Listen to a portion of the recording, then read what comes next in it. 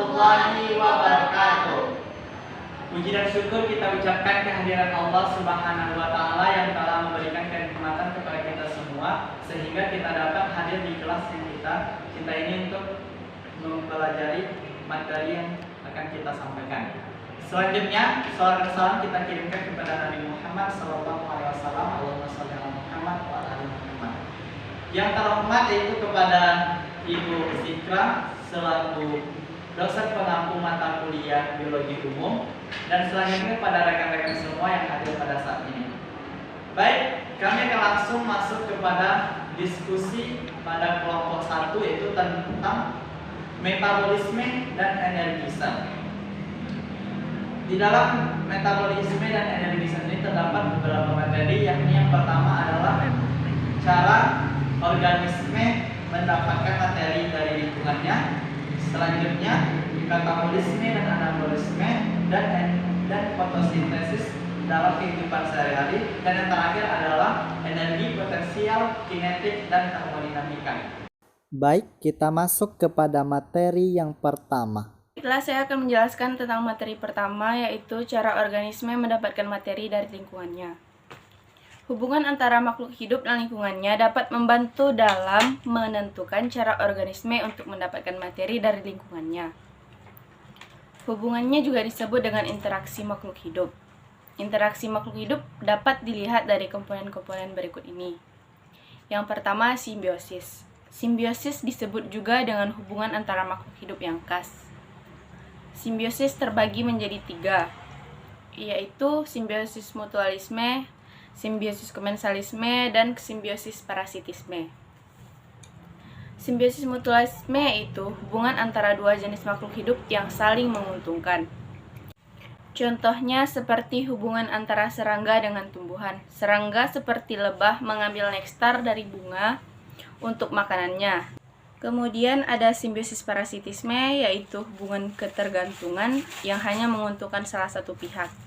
Contohnya tumbuhan tali putri atau benalu yang menumpang hidup pada tumbuhan lain. Benalu ini menghisap zat-zat makanan pada tumbuhan yang ditumpanginya, sehingga menghambat pertumbuhan inangnya. Yang kedua yaitu ekosistem.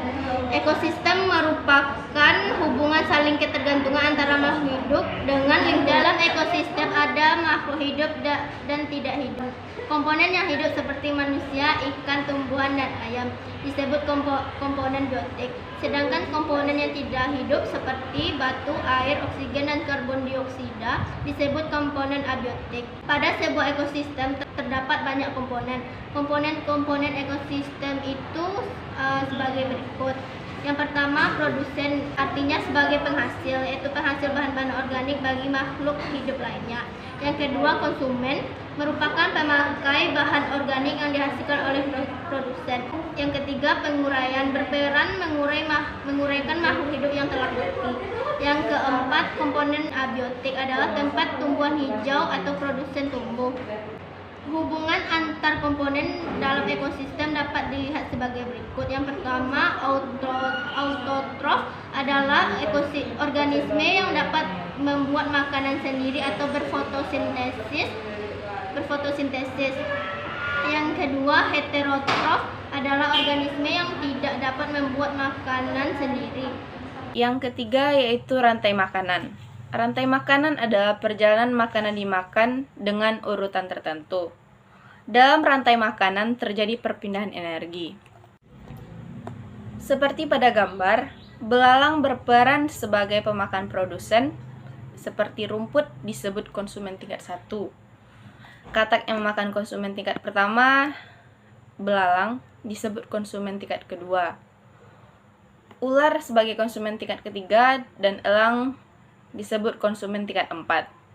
Rantai makanan akan berhubungan antara yang satu dengan yang lainnya membentuk jaring-jaring. Baiklah, saya akan membacakan materi selanjutnya, yaitu tentang anabolisme dan katabolisme dan fotosintesis.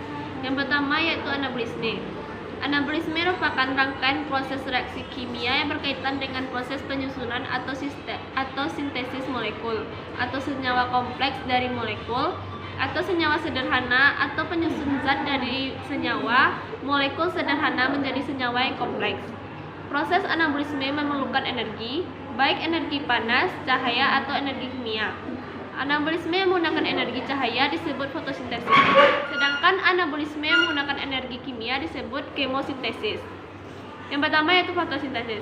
Fotosintesis terbagi atas dua, yaitu reaksi terang dan reaksi gelap. Yang selanjutnya adalah kemosintesis. Yang B, katabolisme. Katabolisme atau disebut juga desimilasi merupakan rangkaian reaksi kimia yang berkaitan dengan proses pembongkaran, penguraian atau pemecahan molekul atau senyawa kompleks menjadi molekul atau senyawa yang lebih sederhana dengan bantuan enzim. Katabolisme mempunyai dua fungsi, yaitu menyediakan bahan baku untuk sintesis molekul lain dan menyediakan energi kimia yang dibutuhkan untuk melakukan aktivitas sel. Reaksi yang umum terjadi adalah reaksi oksidasi. Reaksi kimianya membebaskan energi sehingga disebut reaksi eksergonik. Energi yang dilepaskan oleh reaksi katabolisme disimpan dalam bentuk fosfat, terutama dalam bentuk ATP, dan berenergi elektron tinggi NADH2 serta FADH2. Contoh katabolisme adalah respirasi. Berdasarkan kebutuhan akan oksigen, katabolisme dibagi menjadi dua. Yang pertama yaitu respirasi aerob, adalah respirasi yang membutuhkan oksigen bebas dari udara untuk menghasilkan energi. Contohnya respirasi aerob adalah respirasi sel. Selanjutnya adalah glikosis, adalah peristiwa pengubahan molekul glukosa menjadi dua molekul yang lebih sederhana, yaitu asam pirufat. Glikosis terjadi dalam sitoplasma sel. Prosesnya terdiri atas beberapa langkah. Yang selanjutnya adalah dekarbosilasi oksidatif. Asam pirufat berlangsung dalam matriks mitokondria dan merupakan reaksi kimia yang mengawali siklus Krebs. Setiap asam pirufat yang dihasilkan kemudian akan diubah menjadi asetil-CoA. Selanjutnya adalah siklus Krebs, merupakan tahap ketiga respirasi aerob. Nama siklus ini berasal dari nama orang yang menemukan reaksi respirasi aerob ini, yaitu Hans Krebs. Siklus ini disebut juga siklus asam sitrat. Siklus Krebs berlangsung dalam mitokondria pada kelompok eukariota, sedangkan pada kelompok prokariota berlangsung di dalam sitoplasma. Yang selanjutnya adalah transfer elektron, merupakan serangkaian peristiwa pemindahan elektron dan ion hidrogen. Yang kedua adalah respirasi aerob, adalah respirasi yang tidak membutuhkan oksigen untuk menghasilkan energi. Yang terbagi atas dua, yaitu fermentasi asam laktat, adalah fermentasi glukosa yang menghasilkan asam laktat. Yang kedua adalah fermentasi alkohol, asam pirufat diubah menjadi etanol atau etil alkohol melalui dua langkah reaksi. Dan selanjutnya adalah fotosintesis. Sebelum kita lanjut kepada materi fotosintesis, mari kita lihat eksperimen fotosintesis pada tumbuhan Hydrilla sp. Untuk yang pertama, kita akan menentukan alat dan bahannya. Yang pertama, alatnya itu ada gelas kimia, bahannya tumbuhan Hydrilla, kemudian corong kaca, kemudian tabung reaksi, dan yang terakhir untuk bahannya adalah air. Tata cara dalam melakukan eksperimen, mari kita lihat di dalam video ini. Silakan disimak. Yang pertama itu ditaruhkan dulu gelas kimianya, kemudian Hydrilla sp dan corong kaca. Selanjutnya Hydrilla dimasukkan ke corong kaca dan ditaruh lagi ke gelas kimia.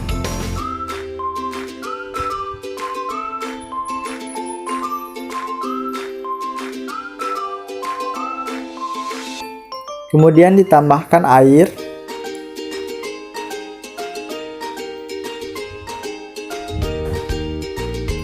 kemudian diletakkan tabung reaksi di atas corong kaca tersebut. Selanjutnya, bahan tadi kita letak di bawah cahaya matahari, karena untuk melakukan eksperimen fotosintesis ini kita membutuhkan cahaya matahari yang mengakibatkan nanti akan menghasilkan oksigen yang ditandai oleh cahaya matahari menghasilkan gelembung, dan gelembung inilah yang nanti akan terbukti untuk menghasilkan oksigen.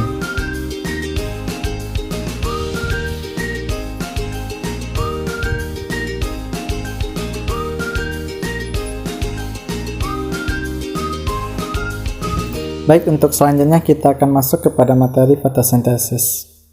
Fotosintesis berasal dari kata foton dan cahaya, sintesis penyusunan.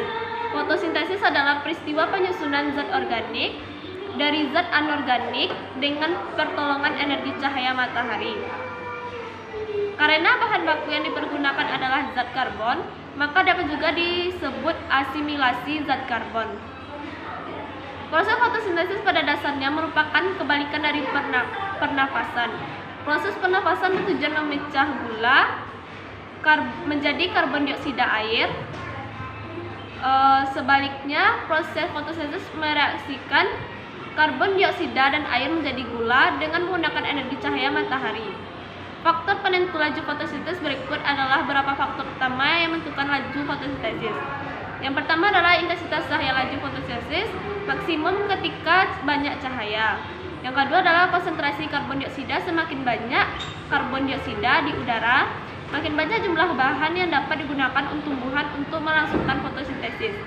Yang ketiga adalah suhu enzim-enzim yang bekerja dalam proses fotosintesis hanya dapat bekerja pada suhu optimalnya. Yang keempat adalah kadar air. Kekurangan air atau kekeringan menyebabkan stomata menutup, menghambat penyerapan karbon dioksida sehingga mengurangi laju fotosintesis. Yang kelima yaitu kadar fotosintat. Karbon fotosintat seperti karbohidrat berkurang, laju fotosintesis akan naik. Bila kadar fotosintat bertambah atau bahkan sampai jenuh, laju fotosintesis akan berkurang. Baiklah, materi selanjutnya akan disampaikan. Baik, selanjutnya saya akan menyampaikan materi yang terakhir yaitu tentang energi potensial, kinetik, dan termodinamika. Yang pertama, energi potensial. Energi potensial adalah energi yang mempengaruhi perubahan energi karena posisi dan ketinggiannya, yang mana lebih cenderung untuk menuju ke tak terhinggaan dengan arah dari gaya yang ditimbulkan oleh energi potensial tersebut. Energi potensial terbagi beberapa jenis. Yang pertama, energi potensial gravitasi, yakni adalah energi yang dimiliki oleh suatu benda karena terletak di atas permukaan bumi. Selanjutnya yang kedua adalah energi potensial elastisitas, yakni energi yang tersimpan pada benda yang sedang diregangkan, contohnya pada karet, ketapel, dan busur anak panah. Selanjutnya itu energi kimia, yakni adalah energi yang terkandung dalam berbentuk suatu zat. Dan yang terakhir adalah energi potensial listrik, yakni adalah energi yang dimiliki oleh muatan listrik dan arus listrik. Untuk mencari energi potensial, yakni adalah dapat dirumuskan sebagai berikut. Energi potensial atau yang disebut dengan EP itu sama dengan massa dikali gravitasi dikali dengan ketinggian. Untuk satuannya, energi potensial ini satuannya adalah joule, massa satuannya adalah kilogram, gravitasi satuannya meter per second, dan ketinggian kesatuannya adalah meter. Dari contoh ini adalah contoh dari energi potensial gravitasi. Diketahui sebuah lemari bermassa 1500 gram dinaikkan ke lantai 8 sebuah gedung apartemen dengan energi potensial sebesar 2000 joule. Berapa tinggi lantai 8 apartemen tersebut? Dari soal ini diketahui lemarinya itu bermassa sama dengan 1500 gram, yakni dirubah ke kilogram menjadi 1,5 kilogram, dan memiliki energi potensial itu sebesar 2000 joule. Untuk yang ditanyanya adalah tingginya, yang ditanya adalah ketinggian. Jadi dapat kita energi potensial sama dengan massa dikali gravitasi dikali ketinggian. Energi potensialnya adalah 2000 dikali massanya 1,5 dikali gravitasi, karena di sini gravitasinya tidak diketahui. Untuk ketetapan gravitasi itu sudah ditetapkan, yaitu sekitaran 10 meter per sekon. Yang didapat itu gravitasinya adalah 10 dan ketinggian ini yang dicari. Jadi ketinggian ini sama dengan 2000 dibagi dengan 1,5 dikali 10 sama dengan 15, ini sama dengan 133,33. Selanjutnya adalah energi kinetik. Energi kinetik adalah energi yang dipengaruhi oleh massa dengan kecepatan suatu benda.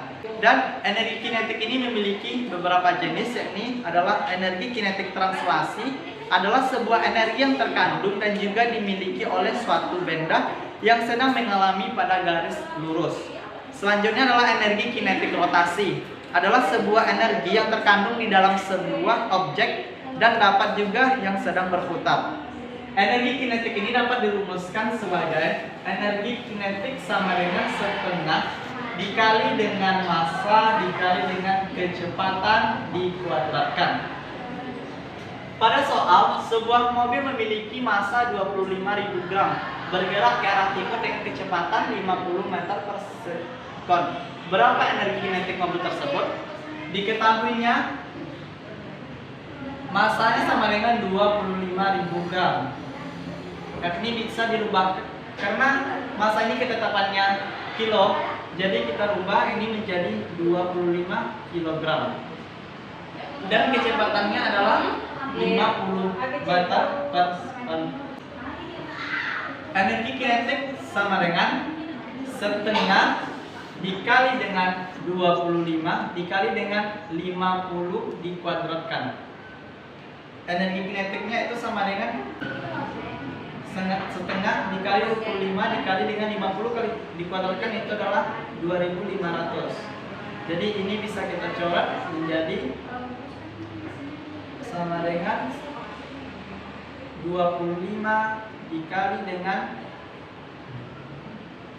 1250, yakni sama dengan 31 dikali 250, 31.250. Baik, selanjutnya itu adalah materi yang terakhir, yakni adalah hukum termodinamika. Termodinamika yakni adalah berasal dari kata termos dan demostis. Termos yang artinya panas, demostis artinya perubahan energi. Jadi konsep mempelajari ilmu termodinamika ini adalah usaha untuk mengubah kalor menjadi energi, termasuk proses dari aliran energi tersebut dan akibat yang dihasilkan oleh perpindahan energi. Hukum termodinamika ini terbagi ke dalam 3 hukum. Yang pertama, hukum termodinamika 1 yang berbunyi adalah energi tidak dapat diciptakan atau dimusnahkan, melainkan hanya bisa diubah dalam bentuk apa saja. Sesuai dengan bunyinya, maka energi yang diberikan oleh kalor pasti sama dengan kerja eksternal yang dilakukan, ditambah dengan pemerolehan energi dalam karena adanya kenaikan temperatur.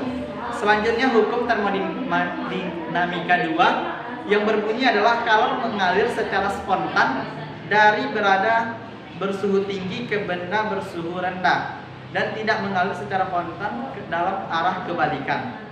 Yang terakhir adalah hukum termodinamika 3 yang berbunyi pada suatu sistem mencapai temperatur atau nol absolut, itu disebut dengan kesatuannya Kelvin, semua proses akan berhenti dan entropi sistem akan mendekati nilai minimum.